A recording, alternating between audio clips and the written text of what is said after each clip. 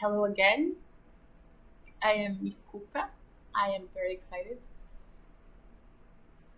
And right now we are going to read Chapter 8, Book 1, Chapter 8 of the Chinese light novel Coiling Dragon. So the title is Magical Beast, Velasa Dragon. The giant creature that caused the earth to shake finally revealed itself. Upon seeing this enormous creature, Lily and the rest of the children were scared silly. Hillman, Roger, and Laurie's reaction speeds were very quick. They immediately stood in front of the group of kids and carefully watched the enormous creature. A magical beast of the 7th rank. Velasa Dragon. Why is there a... I don't know. Hillman's facial expression contorted, while Laurie and Roger by his side felt their legs grow weak. So big. Is this a legendary magical beast? Lily was totally stunned. Since he was born, the largest creature which Lily had ever seen was the war horses that sometimes passed by Wushan Township. Those large, powerful horses were 1.8 meters tall, my height. But in front of this giant creature, they seemed like nothing more than a babe in front of a giant. The difference was truly astounding. This creature was easily 2 stories high and at least 20 or 30 meters long. Magical beast Velasa Dragon. The Velasa Dragon's entire body was covered by huge fire-red scales, each scale glittering with the reflected cold, golden light. The scales alone were stunning and frightening to behold. The Velocity Dragon's 4 scale-covered long legs were even more terrifying in their thickness. 2 fully grown men would barely be able to surround them with their arms. The flame-red Velocity Dragon was entirely crimson in color, with the exception of its cold, deadly-looking black claws. The Velocity Dragon's long, scale-covered tail made up over half of its total body length. Like a whip, it swept across the ground. Each time it struck the ground, a deep thud could be heard emanating from below. Grrr. With a low-throated growl, white steam erupted from the nostrils of the Velocity Dragon, carrying with it the stench of sulfur. Those diamond-like eyes, nearly the size of a lantern, were also strangely enough red as well. The huge head of the Velocity Dragon turned towards Lily and the children. Its cold gaze terrified all of the children, freezing them in their tracks. I don't know. The Velocity Dragon's mouth tensed, revealing 2 rows of enormous saw-like teeth. I guess it's something like, right? Each teeth was ivory white, and the sight of them caused everyone's hearts to grow cold. No one dared to question its sharpness. Lily felt as though his heart had stopped beating. Right now, it seemed as though all sound had faded away. Too terrifying. Is there anyone who can possibly defeat such a creature? Lily was scared stiff just from looking at this huge magical beast. Lily felt as though its power was irresistible. Lily believed that with but a swipe of its enormous tail, most likely even the sturdiest stones of the houses of Wushan Town would be disintegrated. Is this Wushan Town? Suddenly, a cold voice emanated from on top of the Velocity Dragon. All of the terrified children looked up, astonished. Upon the Velocity Dragon's enormous scaly back, a mysterious man wearing violet robes was sitting cross-legged. The Velocity Dragon was simply too huge in size, and its back was extremely broad. There was more than enough space for someone to stand, sit, or even roll around. Lord Magus. This is indeed Wushan Town. Is there anything we can help you with? Lord Magus. Hillman's voice rang out, so Hillman knows who he is. Upon hearing Hillman's voice, everyone seemed to find their bearings again. and recovered from the state of stunned terror. But everyone present, including Roger and Laurie, didn't dare make a single sound. They all stood behind Hillman and fearfully looked at the terrifying Velocidragon and the mysterious violet-robed maggots. Oh, okay, it's not a name. It's just he's like a mage. I'm sorry. Wushan Town. Okay, I'm gonna check the pronunciation for this. Maybe I'm wrong. Magus. No. It's Magus. I'm sorry. Okay. Um,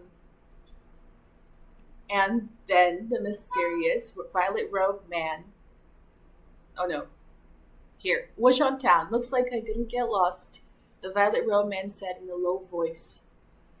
And then the mysterious violet-robed man didn't say anything else. After gazing at Lindley and the rest of the group with its cold eyes, the Velocidragon continued forward, 2 more lines of smoke appearing from its nostrils. Seeing the Velocidragon go in the direction of the township, the expression on Hillman's face changed. Everyone, stay here. After he spoke, Hillman immediately chased after the departing Velocidragon. Uncle Laurie, what is that? Is that a magical beast? Lindley was the first to ask. Laurie cleared his throat, a look of terror still in his eyes, but he still nodded. Yes, it is, but it's a very powerful one, a magical beast of the 7th rank, a Velocidragon. Velocidragon. Lindley memorized the word, forever etching it in his mind. The Velocidragon's huge body, hard scales, sharp claws, and powerful tail served to create a terrifying appearance. Lindley believed a single Velocidragon could most likely annihilate the entire Wushan Township. The defensive power of the Velocidragon's scales is astonishing, and its attack power is terrifying as well.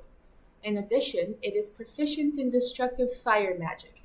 Laurie's heart was filled with fear as he explained to Lindley and the others. If faced with a terrifying magical beast such as the Velocidragon, most likely even a brigade of 1,000 soldiers would be wiped out, unless it had a number of 6th or 7th ranked warriors and magi who could unite to penetrate the Velocidragon's scales. I'm gonna just make sure I also know how to pronounce this. Magus. Okay, Magi is correct. Lindley's heart trembled. Even a brigade of 1,000 soldiers would be wiped out. However, the most terrifying thing is not the Velocidragon. It is the mysterious violet-robed man. Laurie took 2 stabilizing breaths, calming his agitated heart. By his side, Roger nodded as well. Right, in order to subdue a Velocidragon, one must force the Velocidragon to willingly submit to being a servant. In other words, the violet-robed man must be significantly more powerful than the Velocidragon. Based on his clothing, he should be a Magus. Magus, right? At least a Magus of the 7th rank. Okay, I forgot already. Oh shit.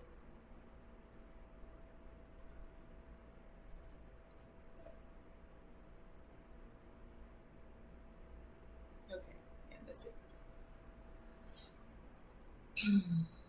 Perhaps even a Magus of the 8th rank. Roger's fists couldn't help but tremble as well. I never imagined such an important individual would come to our home. Lindley could also feel the fear which was in the hearts of Roger and Laurie. Velocidragon, a magical beast of the 7th rank, and a mysterious Magus whose power dwarfed that of the Velocidragon. This definitely was enough to cause terror. The Magus was even more powerful than the Velocidragon. Lindley found this somewhat hard to believe.